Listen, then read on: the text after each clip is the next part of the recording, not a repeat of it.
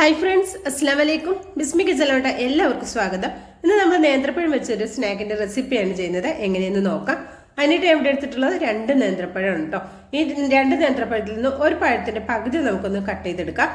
ഈ ഒരു പകുതി പഴം നമുക്കൊന്ന് വട്ടത്തിൽ കട്ട് ചെയ്തെടുക്കാനുണ്ട് കേട്ടോ. അതുകൊണ്ടാണ് ഈ ഒരു പകുതി പഴം ഞാൻ കട്ട് ചെയ്തെടുക്കുന്നത്. ഈ ഒരു പകുതി പഴം നമുക്ക് ഒരു പാത്രത്തിലേക്ക് വട്ടത്തിലൊന്ന് കട്ട് ചെയ്ത് ചേർത്ത് കൊടുക്കാം.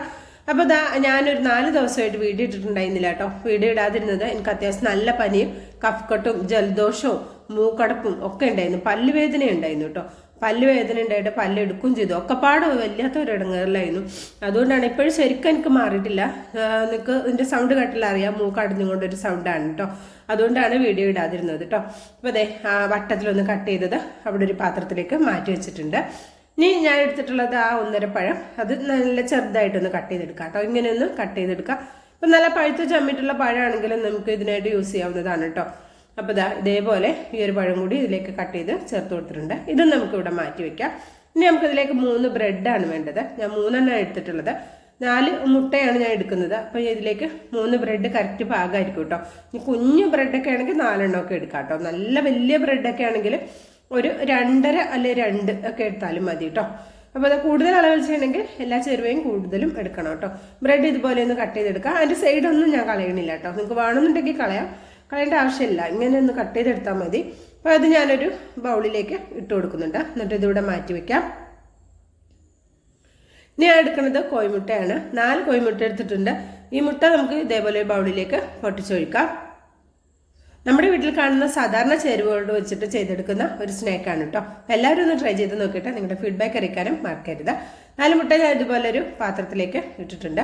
പിന്നെ ഇതുപോലെ ഒരു പാൻ എടുത്ത് വെച്ച് കൊടുത്തിട്ടുണ്ട്. ഇതിലേക്ക് 1 ടേബിൾ സ്പൂൺ നെയ്യ് ചേർത്ത് കൊടുത്തിട്ടുണ്ട്. അതിലേക്ക് കുറച്ച് കാഷ്യൂനട്ട് ഇട്ട് കൊടുത്തിട്ടുണ്ട്. അതൊന്ന് വറുത്ത് വരുമ്പോൾ കുറച്ച് റൈസിൻസും കൂടി ഒന്ന് ഇട്ട് കൊടുക്കാം. എന്നിട്ട് 2 കൂടി ഒന്ന് മൂപ്പിച്ചിട്ട് ഒരു പാത്രത്തിലേക്ക് മാറ്റി കൊടുക്കാം കേട്ടോ. അപ്പോൾ വീഡിയോ കാണുമ്പോൾ തന്നെ ഇഷ്ടമാകുകയാണെങ്കിൽ ഒന്ന് ലൈക്ക് ചെയ്തൊന്ന് സപ്പോർട്ട് ചെയ്യാൻ മറക്കരുത് കേട്ടോ. എൻ്റെ പഴയ കൂട്ടുകാർ ഒരുപാട് പേര് ലൈക്ക് ചെയ്യുന്നുണ്ട്. ലൈക്ക് ചെയ്യുന്ന എല്ലാവരോടും എല്ലാ കൂട്ടുകാരോടും എനിക്ക് ഒരുപാട് നന്ദിയുണ്ട്, സ്നേഹമുണ്ട്, സന്തോഷമുണ്ട്. പുതുതായിട്ട് കാണുന്ന എൻ്റെ കൂട്ടുകാരുണ്ടെങ്കിൽ തീർച്ചയായിട്ടും ഒരു ലൈക്ക് ഒന്ന് സഹായിക്കാൻ മറക്കരുത് കേട്ടോ. വീഡിയോ കാണുമ്പോൾ തന്നെ ഒരു ലൈക്ക് തന്നേക്കണം കേട്ടോ. അപ്പോൾ നിങ്ങളുടെ ലൈക്ക് പ്രധാനമാണ്. അതുകൊണ്ടാണ് ലൈക്ക് ചെയ്യാനായിട്ട് പറയുന്നത് കേട്ടോ. അപ്പോൾ ബാക്കിയുള്ള നെയ്യിലേക്ക് നമ്മളിവിടെ ചെറുതായിട്ട് കട്ട് ചെയ്ത് വെച്ചിരുന്ന നേന്ത്രപ്പഴം ഇതുപോലെ ഒന്ന് വാട്ടിയെടുത്തിട്ടുണ്ട്. ഹൈ ഫ്ലെയിമിൽ തന്നെ വെച്ചിട്ടൊന്ന് വാട്ടിയെടുത്തത് കേട്ടോ. നമ്മൾ അടുത്ത് തന്നെ ഒന്ന് ചെയ്യല്ലേ. അപ്പോൾ പിന്നെ ഹൈ ഫ്ലെയിമിൽ വെച്ചാലും കുഴപ്പമൊന്നുമില്ല. പിന്നെ ഞാൻ ഫ്ലെയിം ഒന്ന് കുറച്ച് കൊടുത്തിട്ട് ഒരു 1/2 കപ്പ് തേങ്ങ ഇതിലേക്ക് ചേർത്ത് കൊടുത്തിട്ടുണ്ട്. പിന്നെ ഒരു ടേബിൾ സ്പൂൺ പഞ്ചസാര. മധുരം നിങ്ങളുടെ ടേസ്റ്റിനനുസരിച്ച് ചേർക്കാവുന്നതാണ്. പഞ്ചസാരയും കൂടി ചേർത്തിട്ട് ഞാൻ ഫ്ലെയിം ഓഫ് ആക്കുന്നുണ്ട്. തേങ്ങയൊന്നും ഒരുപാട് വാടി മൂത്തൊന്നും പോകേണ്ട ആവശ്യമില്ല കേട്ടോ. അപ്പം നമ്മളിവിടെ എടുത്തു വെച്ചിട്ടുള്ള 4 കോഴിമുട്ട മിക്സിയുടെ ജാറിലേക്ക് ഒഴിച്ചു കൊടുക്കാം. ഇനി ഇതിലേക്ക് ഞാൻ ഒരു 1/2 ടീസ്പൂൺ ഏലക്കയുടെ പൊടി ചേർക്കുന്നുണ്ട്. നിങ്ങളുടെ അടുത്ത് ഏലക്കയുടെ പൊടി ഇല്ലെങ്കിൽ വാനില എസൻസ് ഉണ്ടെങ്കിൽ അതും ചേർക്കാം കേട്ടോ. മുട്ടയുടെ മണം വരാതിരിക്കാനാണ് നമ്മൾ ഏലക്കയുടെ പൊടിയോ വാനില എസൻസോ ചേർക്കുന്നത്. പിന്നെ ഇതിലേക്ക് ഞാൻ 2 ടേബിൾ സ്പൂൺ പഞ്ചസാര ചേർത്തിട്ടുണ്ട്. 1/4 കപ്പ് സാധാരണ തിളപ്പിക്കാത്ത പാലും കൂടെ ചേർക്കുന്നുണ്ട് കേട്ടോ.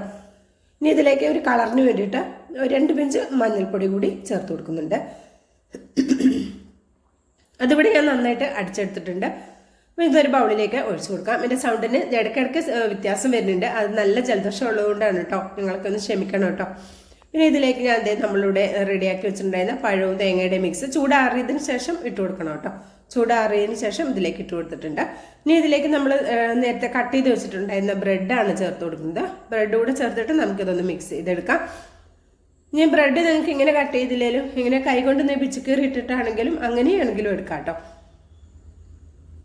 ഇതേപോലെ ഒന്ന് ആക്കിയിട്ട് ബ്രെഡിൻ്റെ എല്ലാ ഭാഗത്തേക്കും ഈ നമ്മുടെ മുട്ടയുടെ മിക്സ് എത്തുന്നത് പോലെ നന്നായിട്ടൊന്ന് മിക്സ് ചെയ്ത് കൊടുക്കുക. പഴവും ബ്രെഡും എല്ലാം കൂടി ഒന്ന് മിക്സ് ചെയ്ത് കൊടുക്കുക ഈ പാലിൽ കേട്ടോ. മുട്ടയും പാലും എല്ലാം കൂടി അടിച്ചതിലേക്ക്. അപ്പോൾ അതൊക്കെ ഇങ്ങനെ കുത്തി കൊടുത്തു കഴിഞ്ഞാൽ ബ്രെഡ് ഒന്ന് എന്താ പറയുക ഒന്ന് പൊടിഞ്ഞിങ്ങനെ വരികയും ചെയ്യും. ഇനിയിപ്പോൾ നമ്മൾ ഏത് പാത്രത്തിലാണ് തയ്യാറാക്കുന്നത് ആ പാത്രം അടുപ്പിൽ വെച്ച് ഏറ്റവും ലോ ഫ്ലെയിമിൽ വെച്ചിട്ട് ഒരു ടീസ്പൂണോ 1.5 ടീസ്പൂണോ നെയ്യ് ചേർത്ത് കൊടുക്കുക. എന്നിട്ട് ആ നെയ്യ് എല്ലാ ഭാഗത്തേക്കും നന്നായിട്ടൊന്ന് ചുറ്റിച്ചു കൊടുക്കുക കേട്ടോ. എന്നിട്ട് നമ്മളുടെ കൂട്ടി വെച്ചിട്ടുള്ള മിക്സ് ഇതിലേക്ക് ഒഴിച്ചു കൊടുക്കാം. അപ്പോൾ ഇത് ശ്രദ്ധിക്കാൻ, കട്ടിയുള്ള ഒരു പാത്രമാണ് എടുക്കുന്നതെങ്കിൽ നിങ്ങൾക്ക് അടിയിലൊരു പാത്രം വെക്കാതെ ഇതേപോലെ ഞാൻ അടിയിലൊരു പാത്രം വെക്കാതെയാണ് ഇത് റെഡിയാക്കി എടുക്കുന്നത്. അപ്പോൾ നിങ്ങൾ കട്ടിയില്ലാത്ത പാത്രമാണെങ്കിൽ അടിയിലൊരു പാൻ ചൂടാക്കി വെച്ചതിന് ശേഷം മാത്രമേ ലോ ഫ്ലെയിമിൽ വെച്ചിട്ട് ഇത് റെഡിയാക്കി എടുക്കാവുള്ളൂ കേട്ടോ. അല്ലെങ്കിൽ അടി കരിഞ്ഞു പോകുവേ. ഇപ്പം നമ്മൾ നേരത്തെ വട്ടത്തിൽ കട്ട് ചെയ്ത് വെച്ചിരുന്ന ആ പഴമല്ലേ, അത് ഇതിൻ്റെ മുകളിൽ ഗാർണിഷ് ചെയ്യാനായിട്ട് ഒന്ന് റെഡിയാക്കി കൊടുക്കുന്നുണ്ട്. പിന്നെ നമ്മൾ നെയ്യിൽ വറുത്തെടുത്ത അണ്ടിപ്പരിപ്പ് മുന്തിരിയും അതും കൂടി ഒന്ന് ഇതിൻ്റെ മുകളിലേക്കൊന്ന് വിതറി കൊടുക്കുന്നുണ്ട്. കാണാനൊരു ഭംഗിയും ഇടയിൽ കടിക്കാൻ കിട്ടുമ്പോൾ ഒരു ടേസ്റ്റും ആണല്ലോ, അതുകൊണ്ടാണ് കേട്ടോ. എന്നിട്ട് ഇത് അടച്ചു വെച്ചിട്ട് ഒരു ഭാഗം എനിക്ക് റെഡിയാകാൻ 9 മിനിറ്റാണ് എടുത്തുന്നത്. അപ്പോൾ ഇത് ഏറ്റവും ലോ ഫ്ലെയിമിൽ വെക്കാൻ മറക്കരുത് കേട്ടോ, അല്ലെങ്കിൽ കരിഞ്ഞു പോകും. അപ്പോൾ ഇതേ ഒരു 9 മിനിറ്റ് കൊണ്ട് തന്നെ എനിക്ക് ഒരു ഭാഗം ഇവിടെ ആയി വന്നിട്ടുണ്ട്. അപ്പോൾ നമുക്കിത് ഒരു പ്ലേറ്റിലേക്ക് കൗത്തിയെടുത്തതിന് ശേഷം ഇതിലേക്ക് തന്നെ നമുക്ക് തിരിച്ചിട്ട് കൊടുക്കാം. സൈഡൊക്കെ പതുക്കെ ഒന്ന് വിടിവിക്കുക കേട്ടോ. എന്നിട്ട് ഒന്നിങ്ങനെ ഇതേപോലെ കണ്ടോ, ഒട്ടും കരിഞ്ഞൊന്നും പോയിട്ടില്ല. എന്നിട്ട് ഇനി 1/2 ടീസ്പൂണോളം അല്ലെങ്കിൽ 1 ടീസ്പൂണോളം നെയ്യ് ചേർക്കട്ടെ. എന്നിട്ട് അതിലേക്ക് ഇത് ഇട്ട് കൊടുക്കുക. ഇനി അടച്ചു വെക്കുകയൊന്നും വേണ്ട, ആ ലോ ഫ്ലെയിമിൽ തന്നെ വെച്ചിട്ട് നമുക്കൊരു 3 മിനിറ്റും കൂടി ഒന്ന് കുക്ക് ചെയ്തെടുക്കാം. അപ്പോൾ ആ ഭാഗം കൂടി ഒന്ന് മൊരിഞ്ഞ് കിട്ടാൻ വേണ്ടിയിട്ടാണ്, ഒക്കെ വെന്തുക്കാണ്, മൊരിഞ്ഞ് കിട്ടാൻ വേണ്ടി ഒരു 3 മിനിറ്റൊക്കെ ആയതിന് ശേഷം ഞാനിത് ഫ്ലെയിം ഓഫ് ആക്കിയിട്ട് ചൂടോടെ തന്നെയാണ് ഞാൻ ഇത് തിരിച്ചെടുക്കുന്നുണ്ട് കേട്ടോ. കണ്ടോ, നല്ല അടിപൊളിയായി വന്നിട്ടുണ്ട്. മസാല നന്നായിട്ട് റെഡിയാക്കി ഇട്ടിട്ടുണ്ട്. നല്ല സോഫ്റ്റ് ആയിട്ടുള്ള ഒരു അടിപൊളി സ്നാക്കാണ് കേട്ടോ. അപ്പോൾ നിങ്ങൾ കായ്പോളയൊക്കെ തയ്യാറാക്കുമ്പോൾ അതിൽ കുറച്ചുകൂടി വ്യത്യസ്തമൊക്കെ ആയിട്ടാണ് നമ്മളിത് റെഡിയാക്കി എടുത്തിട്ടുള്ളത്. നല്ല സോഫ്റ്റാണ്, ഒരു വിരുന്നുകാർ വരുമ്പോഴൊക്കെ തയ്യാറാക്കി കൊടുക്കാം.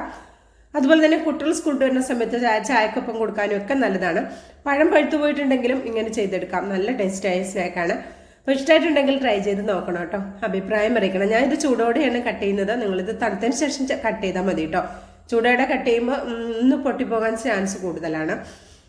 അപ്പോൾ ഇഷ്ടമായിട്ടുണ്ടെങ്കിൽ ഒന്ന് ട്രൈ ചെയ്ത് നോക്കണം. അഭിപ്രായം അറിയിക്കണം. തീർച്ചയായിട്ടും നിങ്ങൾ അഭിപ്രായം അറിയിക്കണം കേട്ടോ. അതുപോലെ തന്നെ ലൈക്ക് ചെയ്യാനും മറന്നു പോകരുത്, ലൈക്കും ചെയ്യണം. പിന്നെ നമ്മളെ ബിസ്മി കിച്ചൺ യൂട്യൂബ് ചാനൽ സബ്സ്ക്രൈബ് ചെയ്ത കാണുന്നതിൻ്റെ ഏതെങ്കിലും കൂട്ടുകാർ കാണുന്നുണ്ടെങ്കിൽ തീർച്ചയായിട്ടും ഒന്ന് സബ്സ്ക്രൈബ് ചെയ്തിട്ട് അടുത്ത് വരുന്ന ആ ബെല്ലൈക്കൺ ഒന്ന് എനേബിൾ ചെയ്ത് വെക്കണം കേട്ടോ. അടുത്ത് വരുന്ന ആ ബെല്ലൈക്കൺ ഒന്ന് എനേബിൾ ചെയ്ത് വെക്കുമ്പോൾ ഓളെന്ന ഓപ്ഷൻ കൂടി സ്വീകരിക്കാൻ മറക്കരുത്. അപ്പോൾ ഇൻഷാ അല്ലാഹ് അടുത്ത നല്ലൊരു അടിപൊളി വീഡിയോ ആയിട്ട് എത്തുന്നതായിരിക്കും. എല്ലാവർക്കും നന്ദി, നമസ്കാരം.